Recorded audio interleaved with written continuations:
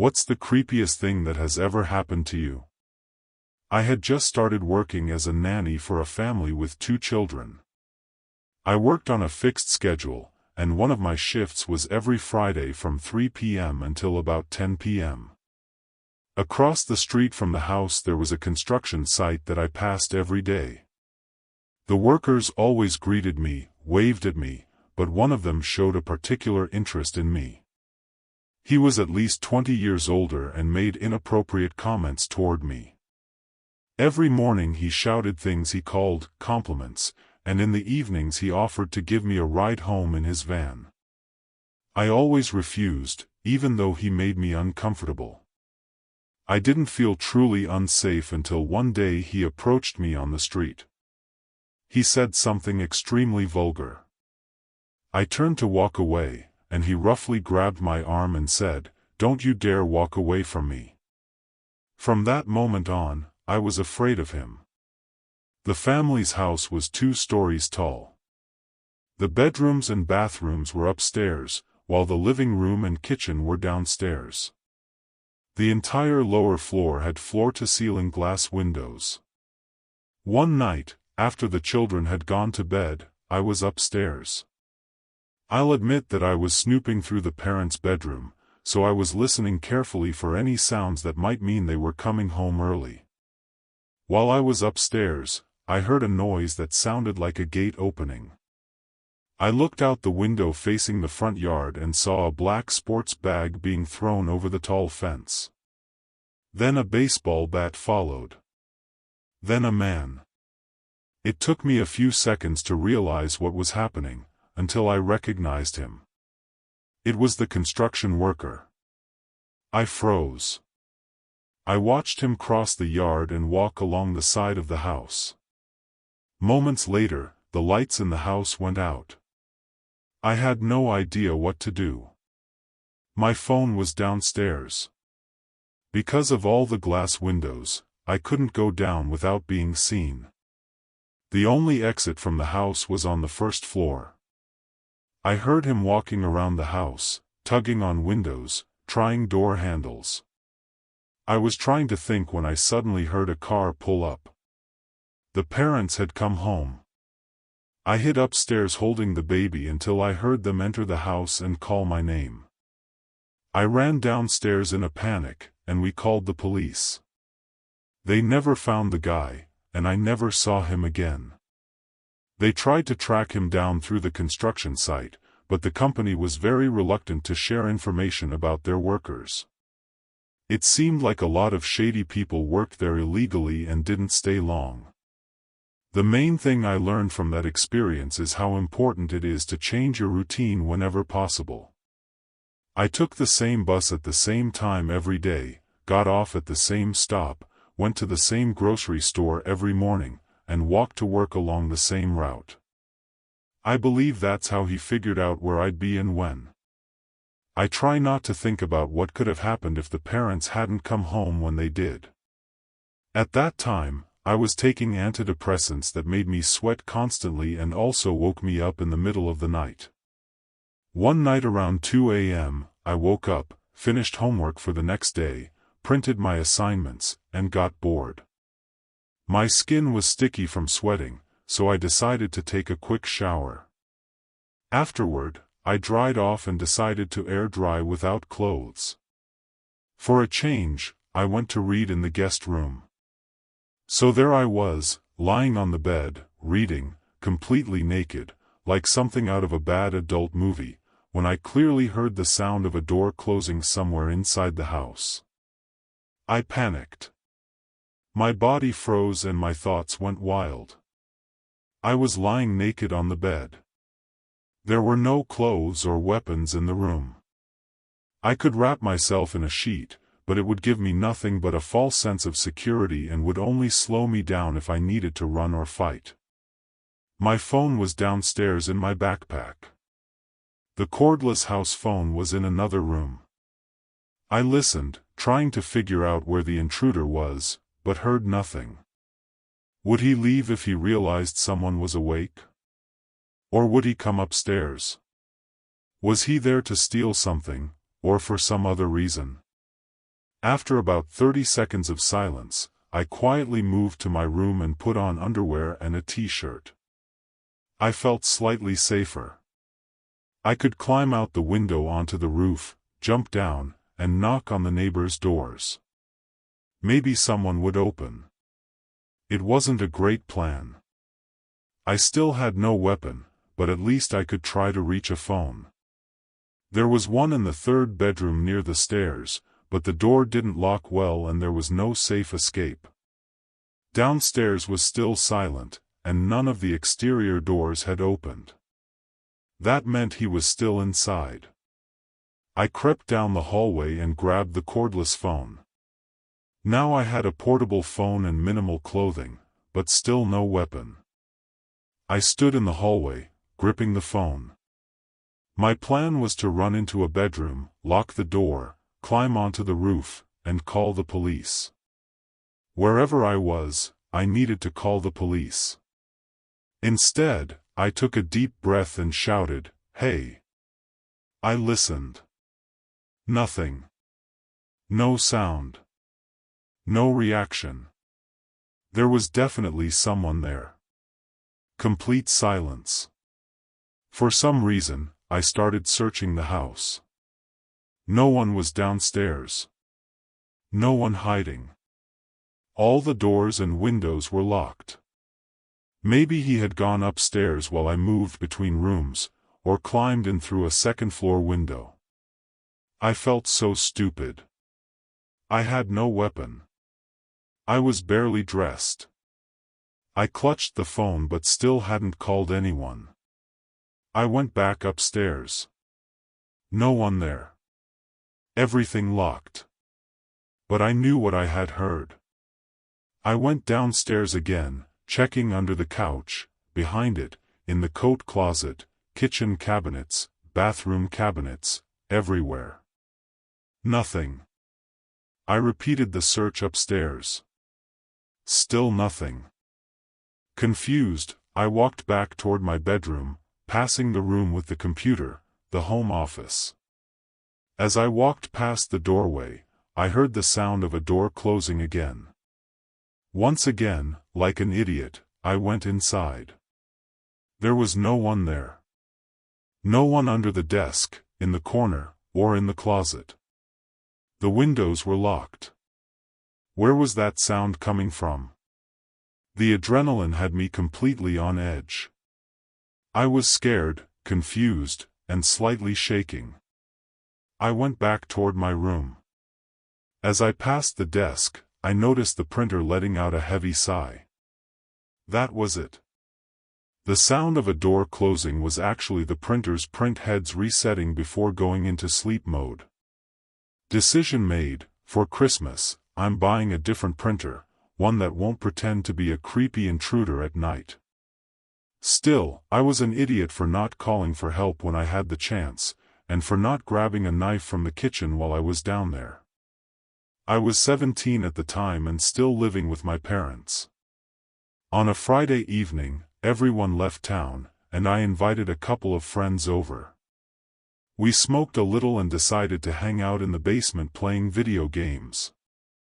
At some point, two of my friends ran upstairs to grab snacks from the pantry. A few seconds later, they came flying back down the stairs, shouting my name. They said someone had just parked in the driveway. At the same moment, I heard our dog start going absolutely crazy.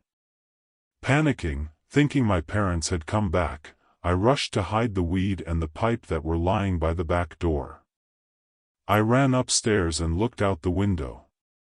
There was no car in the driveway, but the dog was still losing its mind.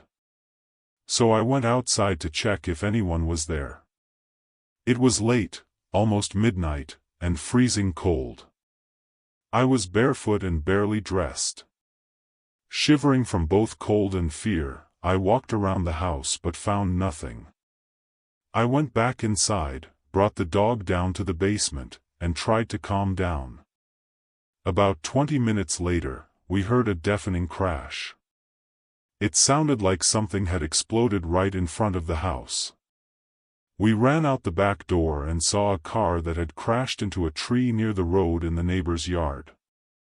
The dog went berserk again. It was my brother's car. But my brother had gone with our parents to visit our aunt and had left his car in the garage. I ran up to the car and looked inside. No one was there. Panicking, I immediately called my brother. When he answered, I felt both relief and confusion. He told me to call the police. After some time, my brother came back home. The police arrived, checked everything, and took statements from all of us. We did a pretty good job of hiding the fact that we were high. While the tow truck was pulling my brother's car out of the front yard, the police received a call about a break-in at another house down the street. They left one officer with us while the others went to respond. It turned out there was a group operating in our neighborhood, breaking into houses and stealing cars from garages. I was in the house while the thieves stole my brother's car. I might have even walked past him at some point. When they eventually caught them, one of the burglars had injuries consistent with a car crash. He was the same guy who had broken into our house. I knew him. He had graduated from our high school when I was in 10th grade. The guy used to watch our house when we were away. He knew where we kept the spare keys. He knew that if someone was home, the doors would be unlocked.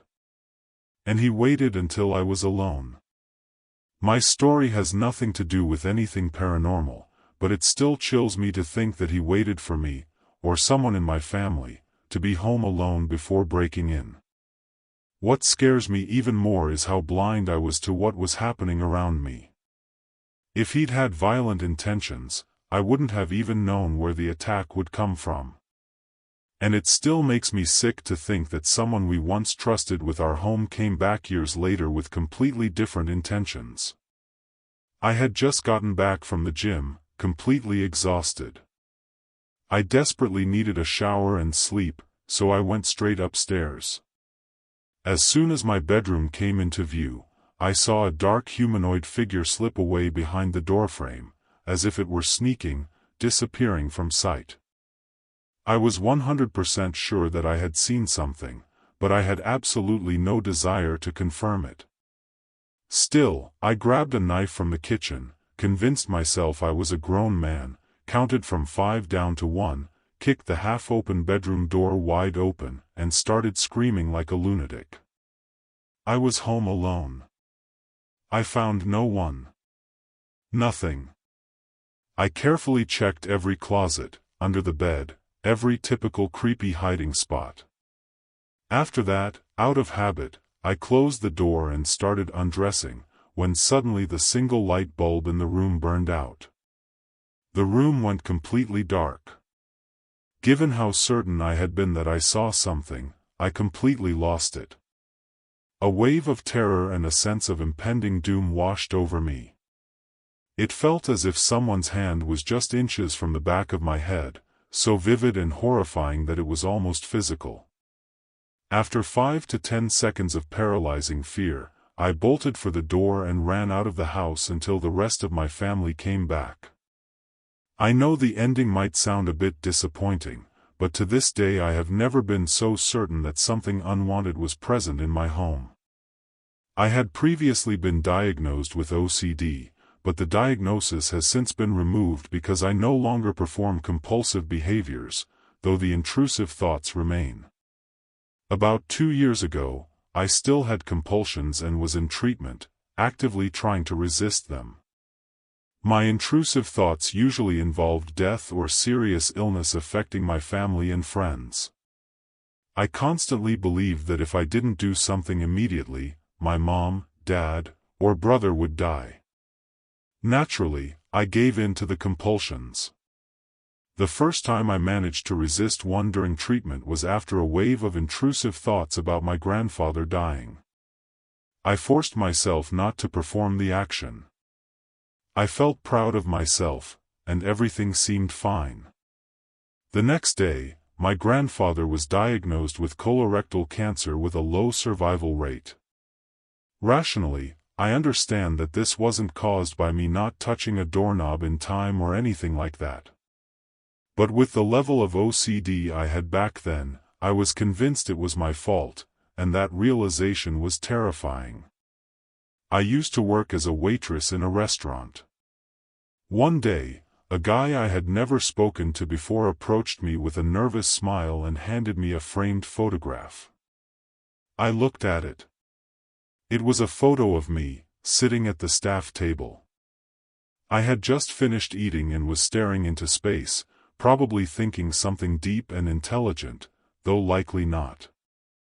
I looked at the guy, and he shyly explained that he thought I looked so beautiful that he took a photo of me, then framed it so I could see how beautiful I was and keep it forever. A sweet gesture. Also a little creepy. 5 seconds later, the manager walked by, overheard the story, burst out laughing, and decided it was perfect, so he hung the framed photo on the wall in the back room next to the work schedule, where all employees look almost every day. He thought it was hilarious. Everyone laughed. Eventually, it was forgotten. The framed photo just became part of the wall. 8 years have passed since I worked there. The staff has changed. Managers have changed. Everyone I knew moved on to other jobs. Everything changed. Except my best work friend.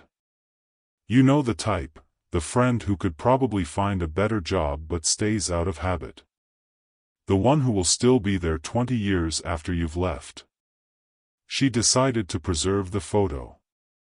She told the new managers that the girl in the picture was a waitress who used to work there and died in a car accident, and that the staff framed her photo to honor her memory because she loved the place so much.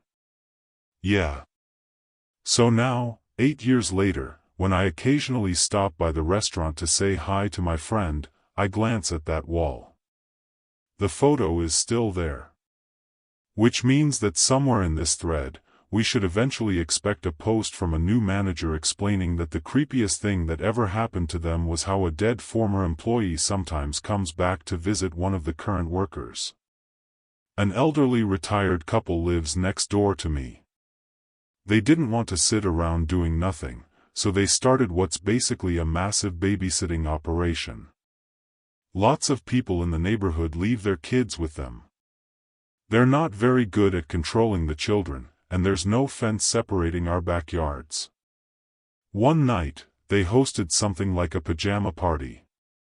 I couldn't fall asleep because of the screaming kids, so I got up and went to the bathroom. I looked out the window and saw a group of small children standing perfectly still in my backyard, staring up at the stars, or something like that. I probably should have figured it out right away, but in that moment, I was absolutely terrified.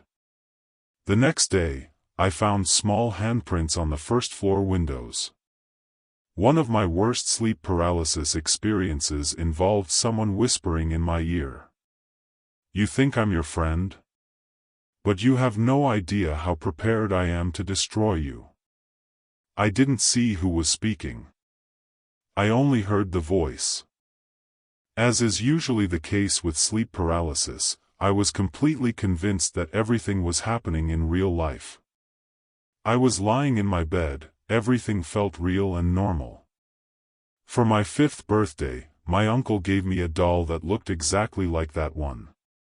I was a huge Pee-wee fan and absolutely loved it at first.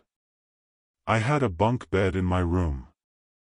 I slept on the bottom bunk, and on the top I kept all my favorite toys and stuffed animals. I often left them in strange poses after pretend battles and games, but I always made sure certain toys stayed in their proper places because they were my favorites, especially my Ninja Turtles and Pee-wee. However, a couple of months after that doll appeared, I started having terrifying nightmares involving it. Not cheesy 90s kids horror like Are You Afraid of the Dark, but genuinely horrifying, vivid dreams where someone broke into our house and forced me to watch as they tortured my sisters and parents, while the doll just laughed. Traumatizing as hell. I told my parents about it, and they immediately got rid of the doll. As it turned out, they didn't actually throw it away, they hid it somewhere high up in the garage where I couldn't reach it. A couple of weeks later, I woke up and all my Ninja Turtles were lying on the floor. That was strange, but I figured maybe I had just been tossing and turning in my sleep. A few days later, my older sister woke our parents up screaming. She had had a nightmare, almost identical to the one I had described. My parents and I knew for sure she had never heard my story. That's when my mom got genuinely scared. At first, I got yelled at for supposedly telling my sister such horrible things. But when it became clear that I hadn't told her anything, my mom got even more worried. I watched her go into the garage, grab the Pee-wee doll, shove it into a trash bag, and throw it into the dumpster. For years afterward, I would wake up and find my stuffed animals in extremely strange places, places I definitely hadn't left them, places I never would have put them. It felt like I was somehow obsessed with that doll. When I was 12, I found the Pee-wee doll in a box in the garage. My mom said that maybe my dad came home, saw it in the trash, and took it out. My dad swears he never did anything like that. He didn't even know she had thrown it away, let alone retrieved it from the trash. Every night when he came for you, my mom once said, the Ninja Turtle stood guard to protect you and keep him away. One day, my mom called me and asked, "Did you list me as a job reference? You should have warned me if you did." The thing is, she had once mentioned that since we have different last names, she'd be happy to lie for me to any employer and say whatever was needed. But I had never used her as a reference. Still, someone really had called her asking about me. At first, I didn't think much of it. A couple of days later, my stepmother Linda called me and said she had also received a call from a woman who sounded very nice and claimed she was just checking references about me. Linda and I have different last names, and apart from her marriage certificate with my dad, we're not officially connected at all. Someone was clearly gathering information about me and calling people associated with me, even indirectly. Linda gave me the caller's number. I called it, and it went straight to voicemail with a generic default message. A week later, I got a call on my band's phone number, the Google Voice number we use only for gigs. "Hello," a female voice said. "I found your band online and I'd like to invite you. Where and when can I hear you play?" The number matched. It was her. I panicked. I should have named some random place and just waited to see who showed up, but instead, I asked, "Why did you call my family?" She hesitated, started denying everything, gave some weak excuse, and hung up. I called back, voicemail again. To this day, I have no idea who she was or why she did that. This next incident happened several years ago and was more frightening than creepy. It happened in Ohio, about 10 to 15 miles north of Delaware, in a rural area. I won't go into exact details to avoid sharing too much personal information. It was summer, and my family was having a barbecue. All the adults, including me, were inside talking, while the kids were playing outside.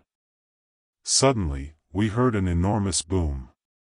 To this day, it's probably the loudest sound I've ever heard. No exaggeration, about 3 seconds later, we all froze as we felt a shockwave or something like it pass through the house. That snapped us out of it, and we ran outside to check on the kids and see what had happened.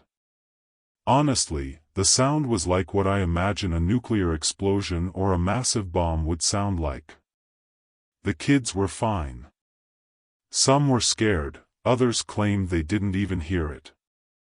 How the hell is that possible? We saw nothing unusual in the sky or on the ground. My boyfriend and I drove about 2 miles in each direction, but found nothing. I kept checking the news afterward, but nothing was ever reported. It was deeply unsettling, especially because nothing ever appeared in the news. It definitely wasn't a gunshot or anything like that, even though some relatives suggested that later once everyone calmed down. It was something big. And it still drives me crazy that I don't know what it actually was. Edit: Delaware is a city in Ohio. Guys, I know about the state of Delaware. Late 80s. I was still a teenager back then. My friend and I used to constantly explore a huge area of abandoned apartment complexes that were later demolished to make room for the 105 freeway in Downey, California. As far as I understand, the homes were taken through eminent domain, and the residents had to leave in a hurry, abandoning a lot of their belongings. For us, it was real Indiana Jones-style adventure. One evening, close to dusk, we stumbled upon an apartment filled with all kinds of twisted toys, an inflatable doll, stacks of adult magazines, and literally an entire bag full of rubber dildos, along with a bunch of other stuff. There was a mattress lying on the floor, and clothes hanging in the closet. We started grabbing anything that seemed interesting to us. Why we even needed a bag full of dildos, I have no idea. But we were pretty awful kids, so nothing good would have come of it anyway. I started going through the clothes in the closet, and somewhere in the back, under the last coat, I noticed pants and boots. I lifted my eyes, and realized that in the corner of the closet stood an old man, around 60 years old, completely motionless. He had his eyes wide open and was staring straight at me. I froze. I just stood there, staring back, until my brain finally accepted that this wasn't a hallucination. It was already getting dark, and it was hard to believe what I was seeing. After a few seconds, I turned around calmly, walked out of the room, found my friend, and we ran as fast as we could to his house. We told everything to his uncle, who just yelled at us, and confiscated the bag of dildos. So basically, we broke into some guy's apartment, scared him so badly that he hid in his closet, and stole his sex toys. This all started when I was 14 years old. Around that time, I became really afraid of being alone in the dark, mostly because I was terrified that something might be lurking there. Being young and stupid, I used to play religious music before going to sleep, Buddhist chants, because for some reason they calmed my fear. One night, my mom woke up, heard the music playing in my room, immediately came in, woke me up, and told me that this kind of music attracts ghosts. After hearing her explanation, I turned it off, and she went back to sleep. An hour later, I woke up from a dream and started hearing a scratching sound. I looked out the window, and holy shit, there was something that looked like a shadow demon. It flew right past my window. Being a 14-year-old kid, I just pretended I hadn't seen anything and immediately shut my eyes for the next 4 hours, until someone in my family woke up and started knocking on my door. Thanks a lot for watching. In the comments under the video, write about the creepiest things that have happened to you in real life. And don't forget to check out our other videos. Hugs. Bye.